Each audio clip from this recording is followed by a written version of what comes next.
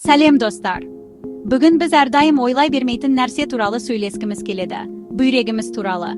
Бұл кішкентай мүшелер бізді сау ұстау үшін күні-түні жұмыс істейді. Бірақ кейбір күнделікті әдеттер оларға зиян тигізетінін білесіз бе? Бүйрегіңізге зиян тигізетін ең басты 3 әдетті талқылайық. Бірінші, тым көп тұз. Түсінемін, бәріміз чипс пен тұзды тағамдарды жақсы көреміз. Бірақ тым көп натрий бүйрегіңізді артық жұмыс істеуге мәжбүрлейді. Жылдар өте келе, бұл жоғары қан қысымына және ақыр соңында бүйрек зақымдануына әкелуі мүмкін. Тұзды азайтып, өңделген тағамдардағы жасырын тұзды іздеңіз. Екінші, жеткілікті су ішпеу.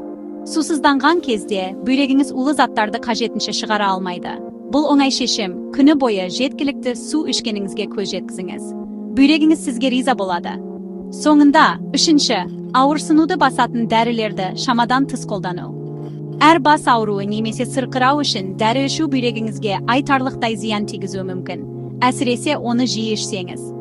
Әрдайым ұсынылған дозаны орындаңыз және егер сізге бірнеше күннен артық ауырсынуды басу қажет болса, дәрігеріңізбен сөйлесіңіз.